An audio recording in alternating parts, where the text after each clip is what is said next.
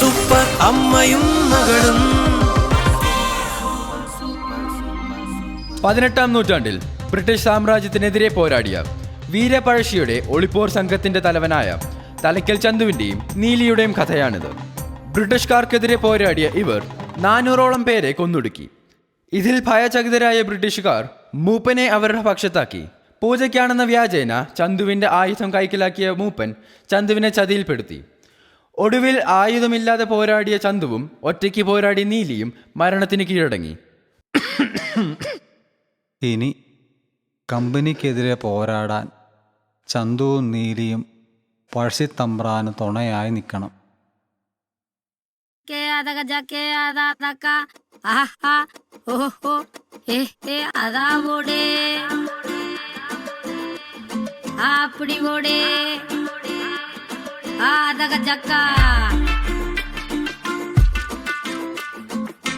വന്നോട്ടെ വന്നോട്ടെ വന്നവനിന്ന് മടങ്ങൂല, കൊരുക്കാം കോർത്തിടാം ചാവടരാണിവിടെ.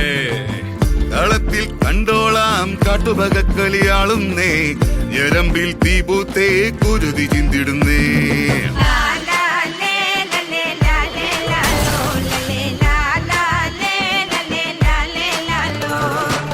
കുടകപ്പാലകളിൽ രുധിരച്ചാറെഴുതി ഒടുവിൽ തമ്മിലൊരാൾ ചിതറിപ്പോണവരെ, ഉടലൊരു പമ്പരമായി തോളോട് തോളിടയെ പൊടിമൺ പാറിയിടാ തെരുവോ പോരിടമാ.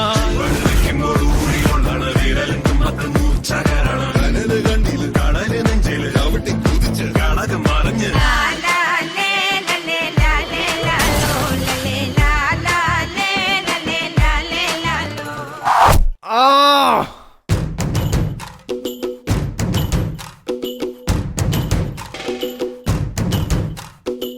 ആരാന്നേ ആരാന്നേ ഒത്തുപിടിക്കുന്നതാരാന്നേ, തീയാടാൻ തിറയാടാൻ മാണിക്ക കവിലുറഞ്ഞാടാൻ.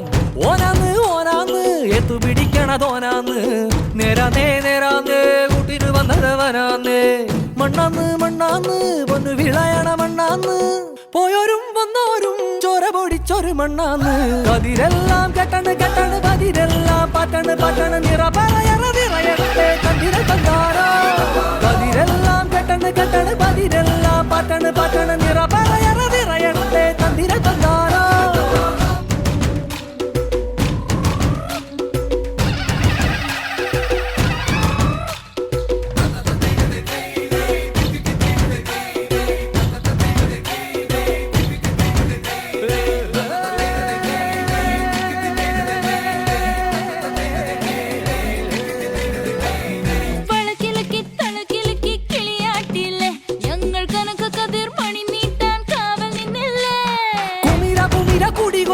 തകിട തകിട തകതിത്തന തറ തറ തറ തറ ഇളക്കി തലയിളക്കി മുടിയാട്ടി ഉയിരിനുയിരെ പാടൂ നമ്മളെ നല്ലേ.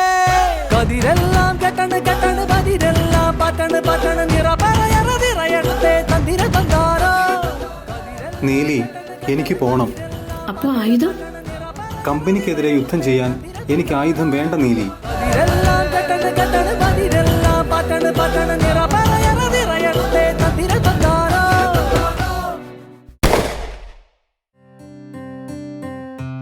ആരാരോ ആരോ നീയാരോ ആരോ, ആരാരോ ആരോ നീയാരോ ആരോ.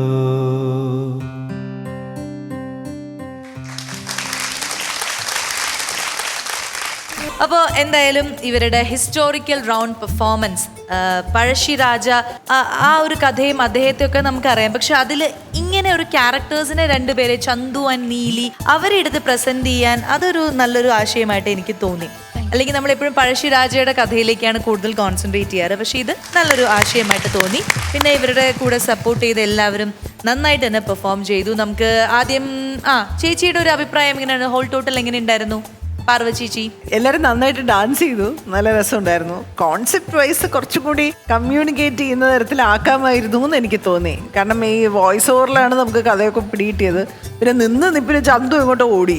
അപ്പൊ ഈ നമുക്ക് ഈ ചതി ചെയ്ത് പിന്നെ ആയുധം മാറ്റിയതാണ്, അത് തൊട്ട് തൊഴുത് കൊടുത്തതായിട്ട് അങ്ങനെയാണ് ചെയ്തത്. പിന്നെ നിന്ന് ഇപ്പം എനിക്ക് ആയുധം വേണ്ടെന്ന് പറഞ്ഞ് ഓടുകയും പിന്നെ നീലിയുടെ അവസാനത്തെ മരണവും വളരെ പെട്ടെന്ന് അങ്ങ് തീർന്നു പോയ പോലെ തോന്നി. അതുവരെ നിങ്ങളൊരു ആനന്ദ നൃത്തത്തിലായിരുന്നു. പക്ഷെ അതുകൊണ്ട് ആ കോൺസെപ്റ്റ് വൈസ് എനിക്ക് അങ്ങനെ അങ്ങോട്ട് പിടിയിട്ടില്ല. കുറച്ചുകൂടെ നന്നാക്കാമായിരുന്നു കൊറിയോഗ്രഫിയും തോന്നി. പക്ഷെ പെർഫോമൻസ്, പ്രത്യേകിച്ച് അമ്ലിയുടെ മോള്